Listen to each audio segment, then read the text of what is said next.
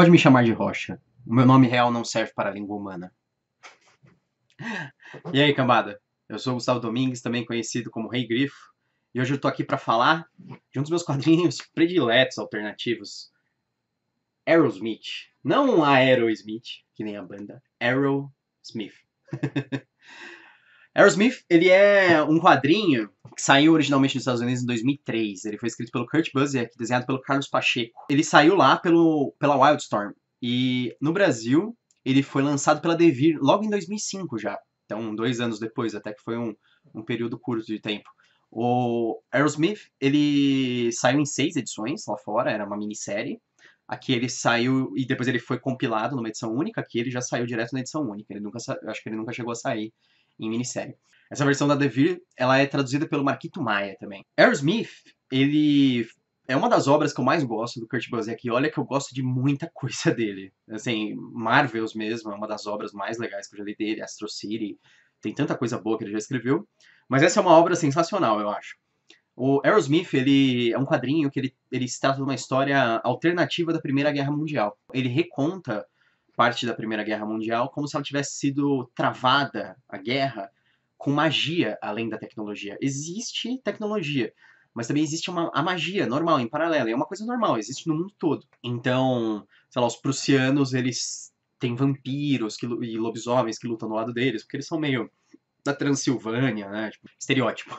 Nós vemos tudo pela visão do personagem principal, que é o Fletcher Aerosmith. O Fletcher, ele entra para a Força Aérea Americana. A Força Aérea não são aviões, são pessoas que usam dragonetes mágicos. Os dragonetes não são grandes o bastante para montar, eles simplesmente voam com você, eles ficam no seu ombro, por exemplo.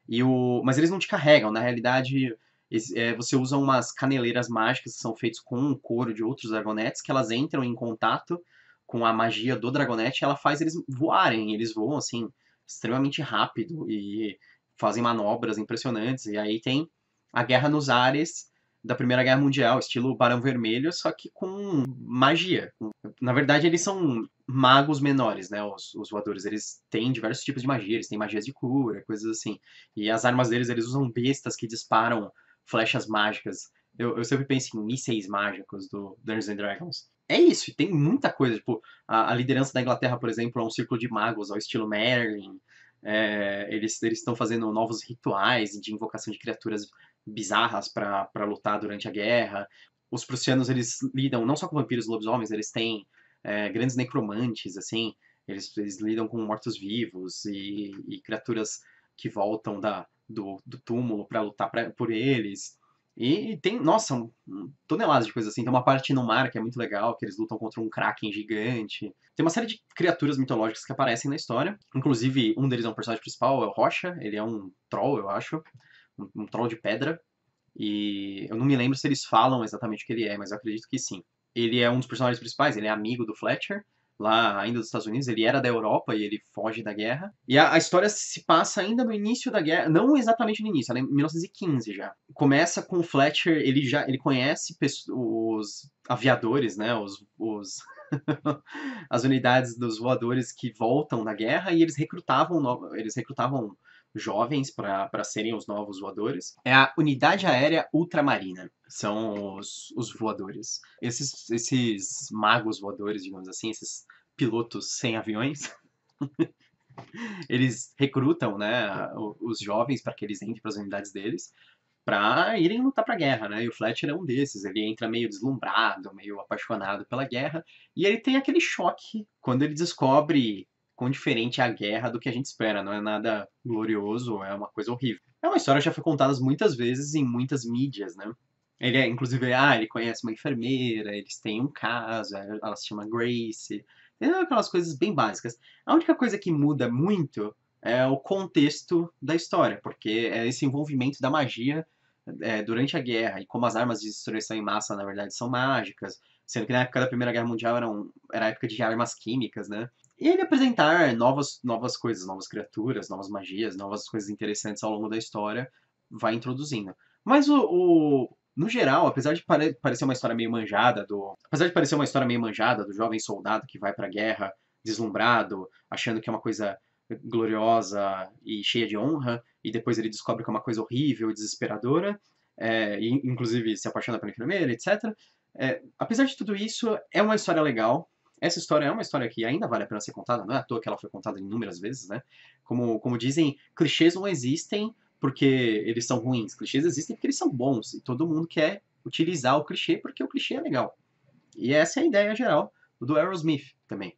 Ele conta uma história meio clichê, num contexto completamente diferente, com outro mundo, um world building bem diferente, uma construção de mundo alternativa, tipo a Primeira Guerra com magia, poxa, é um conceito bem interessante. Para quem gosta de guerras históricas, como eu, de saber sobre elas, e para quem gosta de magia também, gosta de coisas mágicas, é bem legal essa mistura. Os países são diferentes, não são exatamente os mesmos países. Existe, sei lá, Acádia, Colômbia, várias coisas assim. E, na verdade, existe uma alteração no mundo inteiro. Não é só que existe magia nos países normais. Existem novos territórios, criaturas mágicas, raças que convivem com os humanos. Então é bem interessante, isso é bem legal. Aerosmith é uma história que eu gosto pra caramba. Uns quadrinhos, se eu tiver que te indicar um quadrinho alternativo, talvez seja um dos primeiros, leia. A arte do Carlos Pacheco é excelente, é muito boa. O Carlos Pacheco faz o desenho, mas ó, o Alex Sinclair faz as cores e o Jesus Merino a arte final. Alex Sinclair também é muito bom, porque as cores são bem legais.